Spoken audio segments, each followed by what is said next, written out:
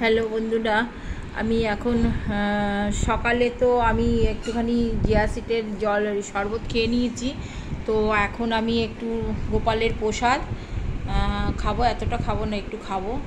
তো আমি গোপালের প্রসাদটা খাই এরকম।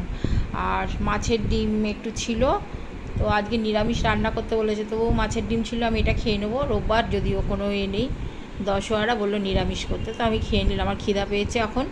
আমি একটা রুটি বানিয়ে নিয়েছি, নিয়ে খেয়ে নেবো। আমার দুপুরে না খেলেও চলবে। আর একটু মশলা বানিয়ে আমি রেখে দিই। দেখো এই মশলাটার মধ্যে আছে তোমার কাঁচা লঙ্কাটা আলাদা বেটে রাখি আমি। আর এটার মধ্যে আছে তোমার জিরে আছে, সাদা জিরে।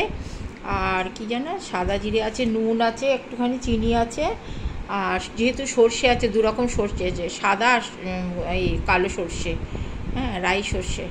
তো এই দুটো মিলিয়ে আমি মশলাটা করে রাখি। আমি যখন মোটামুটি মাছের ঝোল টোল করি, এটা দিয়ে, এটা খুব টেস্ট।